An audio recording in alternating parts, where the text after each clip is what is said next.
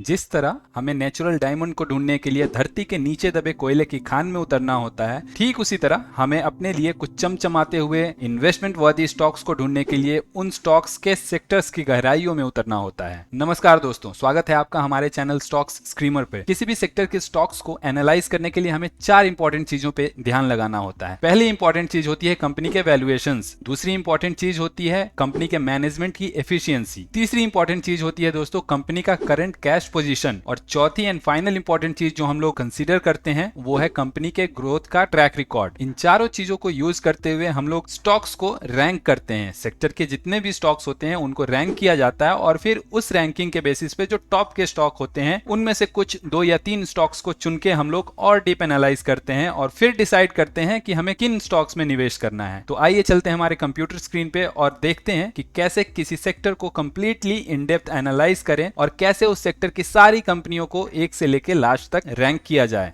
हम लोग आ चुके हैं दोस्तों हमारे कंप्यूटर स्क्रीन पे और ये screener.in वेबसाइट मैंने ओपन कर लिया है। अब यहाँ पे मैं स्क्रीन्स पे क्लिक करूंगा और इस दाहिनी साइड में ब्राउज सेक्टर्स के नीचे हम लोग देखेंगे कि सारे सेक्टर्स एक एक करके लिस्ट कर दिए गए हैं। इनमें से जिस सेक्टर को हम आज एनालाइज करने वाले हैं वो है FMCG। तो हम लोग अपने सेक्टर को ढूंढ लेंगे, यहाँ पे क्लिक करेंगे हम लोग और फिर देखेंगे कि टोटल 115 रिजल्ट हमें मिल गए हैं, यानी कि इंडिया में टोटल 115 ऐसी कंपनियां हैं जो कि FMCG सेक्टर को बिलोंग करती हैं और वो सारी कंपनीज यहाँ पे लिस्टेड हैं। हम लोग इस लिस्ट को सॉर्ट कर लेंगे in terms of market cap, ताकि जो भी बड़ी कंपनियां हैं वो सबसे ऊपर मिल जाए हमें, और हम लोग चुनेंगे इसमें से टॉप 50 कंपनीज को। जी हाँ दोस्तों, टॉप 50 कंपनीज को अगर हम लोग देखेंगे तो लास्ट 50th नंबर की जो कंपनी है उसका मार्केट कैप है 266 करोड़। तो ये हमारे एनालिसिस के लिए काफी है, इसके नीचे की कंपनियों में हम लोग नहीं जाएंगे। मैं इस पूरे लिस्ट को कॉपी कर लूंगा और हम लोग इस लिस्ट को लेके चलेंगे अपने दोस्त एक्सेल शीट में। यहाँ पे मैं पेस्ट कर दूंगा और ये जो सारे कॉलम्स हैं इन सारे की रिक्वायरमेंट नहीं है मुझे। मैं आज का एनालिसिस जो करने वाला हूं वो बेस्ड है 4 क्राइटेरियाज के ऊपर। तो उन्हीं कॉलम्स को मैं यहाँ पे रखूंगा, बाकी को मैं रिमूव कर दूंगा। तो आइए एक एक करके सारे कॉलम्स को जो हमें नहीं चाहिए उनको रिमूव किए देते हैं। जो कॉलम्स हमें नहीं चाहिए उनको रिमूव करने के बाद टोटल हमारे पास 6 कॉलम्स बचते हैं। इनमें से पहला और दूसरा जो कॉलम है ये हमें बताएगा कि कंपनी अभी किन वैल्यूएशंस पे ट्रेड कर रही है। जो दूसरा कॉलम है ये हमें कंपनी के एफिशिएंसी के बारे में बताएगा, यानी कि कंपनी के मैनेजमेंट की एफिशिएंसी के बारे में बताएगा। तीसरा और चौथा कॉलम हमें बताएगा कंपनी के करंट कैश का पोजीशन क्या है, और लास्ट वाला जो कॉलम है ये हमें कंपनी के ग्रोथ के ट्रैक रिकॉर्ड के बारे में बताएगा। तो आइए सबसे पहला जो हम लोग काम करेंगे, सारे हेडर्स को कॉपी करेंगे और यहाँ बाजू में पेस्ट कर लेंगे। अब हमें जो अगला काम करना है वो है इन सारे पैरामीटर्स के बेसिस पे एक एक करके कंपनीज को रैंक करना है। अब हम लोग एक एक करके इन क्राइटेरियाज के बेसिस पे अपनी कंपनीज को रैंक करते जाएंगे। उसके लिए मैं सबसे पहले फिल्टर लगा लूंगा और अब P5 ईयर्स एक ऐसा फिगर है जो कि जितना लो रहेगा हमारी कंपनी उतनी अंडर वैल्यूड मानी जाएगी और उतना हमारे लिए अच्छा रहेगा। यानी कि सबसे लोएस्ट वैल्यू को हम लोग सबसे हाईएस्ट रैंकिंग या फिर रैंक 1 हम लोग सबसे लोएस्ट वैल्यू को देंगे। तो सबसे पहले हम लोग इस कॉलम को सॉर्ट कर लेंगे फ्रॉम स्मॉलेस्ट टू लार्जेस्ट। जैसा कि हम लोग देख सकते हैं KRBL का स्मॉलेस्ट P5 ईयर्स का वैल्यू आ रहा है जो कि 12.63 है और ये फिगर्स इंक्रीज हो रहे हैं, असेंडिंग ऑर्डर में अरेंज हैं। अब हम लोग यहाँ पे अपनी कंपनीज को 1, 2 एंड इसी तरीके से रैंक करते जाएंगे नीचे तक। मैं ड्रैग कर दूंगा इस लिस्ट को और हमारी सारी कंपनीज रैंक हो चुकी हैं from first until 39। Total 39 companies हमारे पास बची है। नई कंपनीज को रिमूव करने के बाद और जिनका भी P5 ईयर्स का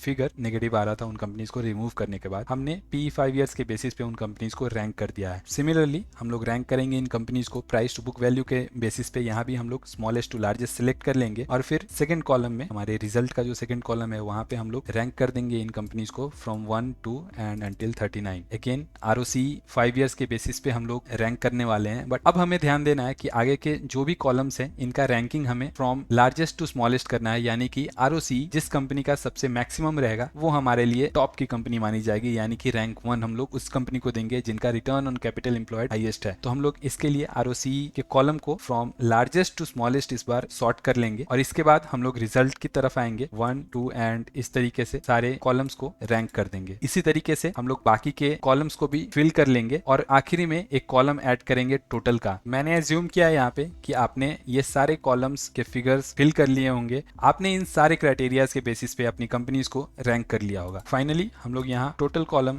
ऐड कर लेंगे और अब हम लोग ये सारे जो रैंकिंग्स हैं इनका सम करके टोटल वाले कॉलम में लिख देने वाले हैं। तो यहाँ पे हम लोग फॉर्मूला लगाएंगे इज इक्वल टू सम और ये सारा रेंज हम लोग सिलेक्ट कर लेंगे, एंटर दबाएंगे हम लोग और हमारे जो भी क्राइटेरियाज के बेसिस पे रैंक दिए थे हमने इन कंपनीज को, ये सारे ऐड होके यहाँ पे फाइनल टोटल के कॉलम में आ गए हैं। इस फॉर्मूला को मैं ड्रैग डाउन कर दूंगा और हमारी सारी कंपनीज रैंक हो चुकी हैं हमारे सेट किए हुए 6 क्राइटेरियाज के ऊपर। अब हम लोग इस टोटल कॉलम को सॉर्ट कर लेंगे फ्रॉम स्मॉलेस्ट टू लार्जेस्ट। ऐसा हम लोगों ने इसलिए किया क्योंकि सारे क्राइटेरियाज के भीतर हमने रैंक 1 उन कंपनीज को दिया है जो हमारी उस क्राइटेरिया में टॉप की कंपनी थी। तो इसका मतलब जो ऐड करके सबसे लो फिगर हमारे पास आएगा वो हमारी सबसे टॉप की कंपनी होने वाली है या फिर सबसे टॉप की इन्वेस्टमेंट चॉइस की कंपनी होने वाली है। तो जैसा कि हम लोग देख सकते हैं, Chamanlal Sethia, AVT natural product, Bajaj consumer, SKM एक प्रोडक्ट्स, केआरबीएल, कुछ ऐसी कंपनीज हैं जो कि हमारे लिए टॉप पे आ रही हैं। तो ये था तरीका दोस्तों, जिस तरीके को यूज करके आप किसी भी सेक्टर की कंपनीज को उनके ही सेक्टर में रैंक कर सकते हैं। आपको अगर एफएमसीजी कंपनीज में इन्वेस्ट करना है या फिर किसी भी सेक्टर की कंपनीज में इन्वेस्ट करना है तो आप इस रैंकिंग का सहारा लीजिए। सबसे पहले अपनी कंपनीज को रैंक कीजिए इन क्राइटेरियाज के ऊपर। आप और भी कोई क्राइटेरिया ऐड कर सकते हैं या फिर इसमें से अगर आपको कोई क्राइटेरिया यूजफुल नहीं लग रहा है तो आप उसे रिमूव भी कर सकते हैं। आप जितने क्राइटेरियाज डालेंगे ये प्रोसेस उतना रिगरस होता जाएगा और कंपनी उतने ही ज्यादा क्वालिटी की निकल के आएगी हमारे सामने।